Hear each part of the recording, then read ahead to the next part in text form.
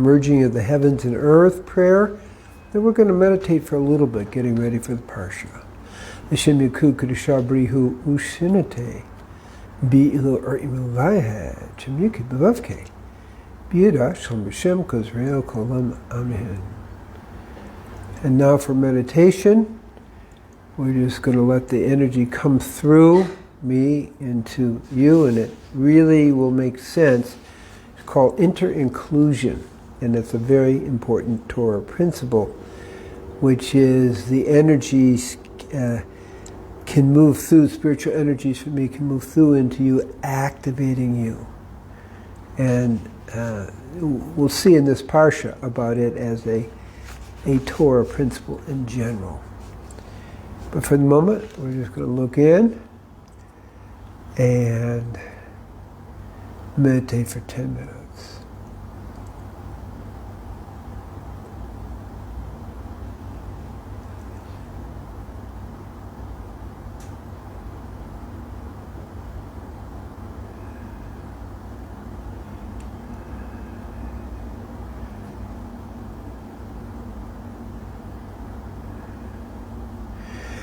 Yo.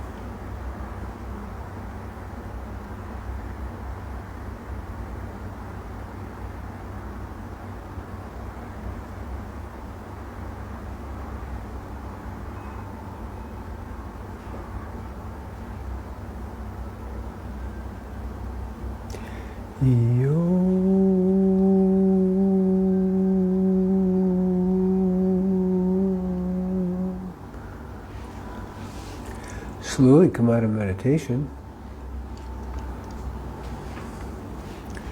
And now we're going to talk about the Parsha, Vayigash. And the word Vayigash means to move closer to. So just sharing the story here. We're just going to touch the screen for a second.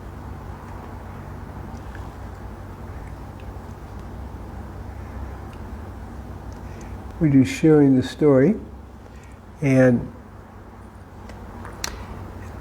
Yosef is now second in command to Pharaoh. And they're in the second year of a famine, and Yosef has demanded his youngest brother Benjamin come down. They still don't know who Yosef is. He's just second to Pharaoh. And they have planted, Yosef has planted his divining cup in Benjamin's bag. Now let me explain a little bit more. So Yehuda has claimed responsibility for Benjamin, which was really Yosef's brother, with their father Jacob. And Yosef, in testing his brothers, creates a setup as if Benjamin had stolen his divining cup. And so that's where we are. And now they're caught, okay? And Yehuda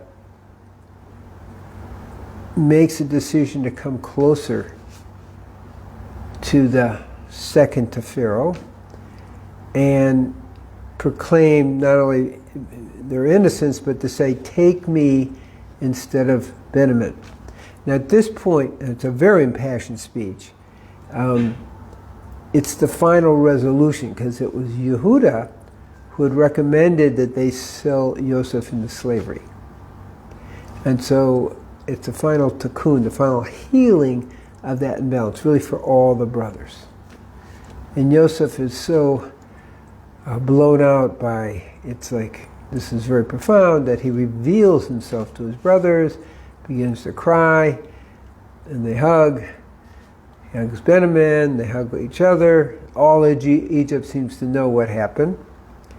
And then he says, okay, how's my father? And can we bring him down? Let's go do it. So they go back, loaded with lots of wagons of all kinds of stuff. And they tell Jacob, and it's a good thing Jacob doesn't have a heart attack, but he doesn't exactly believe them. So Serach, the daughter of Asher, begins to play music to him, and slowly over time, it sinks in a very gentle way. And he gets it, and then, okay, let's go down. Jacob also sees all these wagons of gifts and so forth. So he's pretty clear, yeah, Joseph's alive.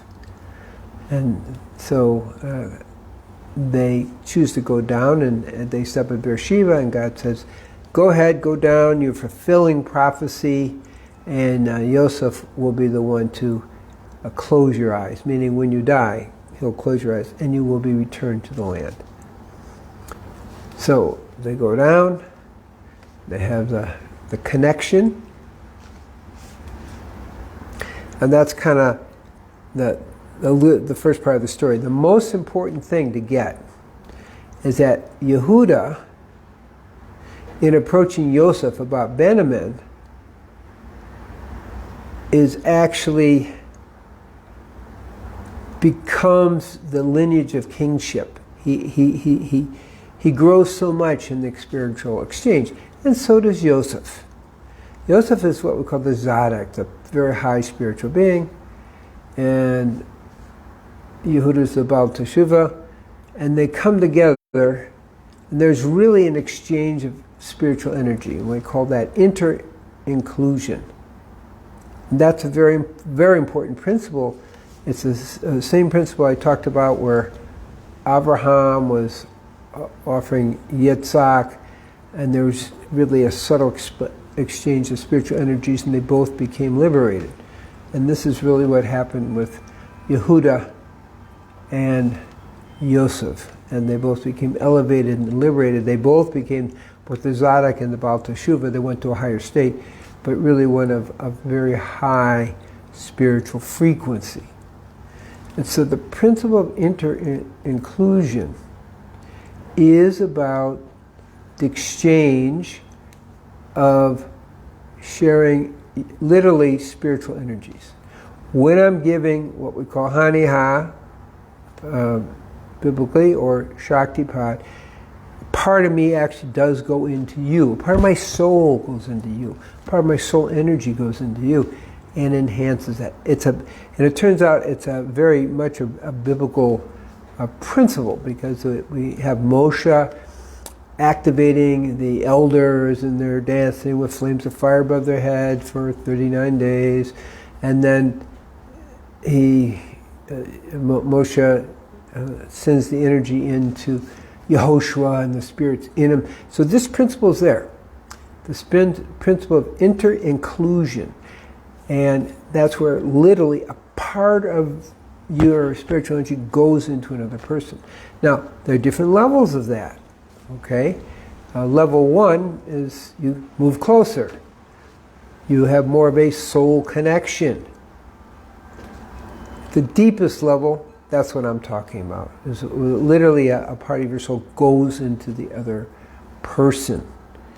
And it can happen not just with a spiritual teacher in my liberated, wild, kind of mystic like myself. It does happen a lot, okay? But it also can happen, and I have had this happen, where a husband or wife comes, and they get the awakening of the Kundalini, and then they go back, and the husband or wife who wasn't there, as they're together, there can be an awakening. So there's this power of spiritual energy. It's really worth understanding, because it is something we offer each other. Our oneness going beyond into that power of spiritual awakening. Probably this is the most important message in this Parsha. power of inter-inclusion. So so Yehuda, Yosef have that, and then with that, the Yaakov comes down. He's now called Israel again because he's out of his 22-year grief, and he meets the Pharaoh. He blesses the Pharaoh, he meaning Yaakov, and somehow the famine ends earlier than it's supposed to, because it was supposed to go for 7 years. They move to Goshen, which has a lot of symbolism, but the key letters of Goshen are longing to return to Israel, longing for the spiritual sweetness and spiritual pleasure of knowing God, and the passion for knowing God. A lot of people aren't ready for a lot of passion. You know, it's like the wild mystic, and it's very romantic, spiritually romantic. It's not personal, but it's very romantic. It's this wild passion for the divine. And so Goshen symbolizes that spiritual longing, the spiritual joy, but also the spiritual wild passion. Okay, and it doesn't have to be personal, but it's intense and it's wild, and it's just what happened. So this longing.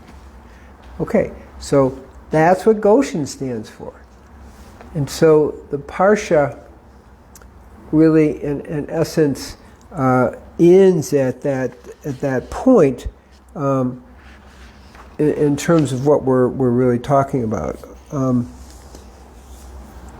So where do we go from here? So what we're looking at is the final blessing here. Is that longing for God, the urge for the divine, the most powerful urge, stronger than the sex urge, stronger than the death urge. Okay, that's what we're talking about, the passion, the longing, the spiritual joy, okay? So may everybody be blessed that this urge for the divine, this spiritual passion, the spiritual longing, and the spiritual joy be something that goes stronger and stronger in you, so that we choose to live more and more and to associate more and more with people who can enhance and support and understand our spiritual passion, our spiritual joy, and our spiritual longing. Shalom, shalom, shalom. Peace be with you.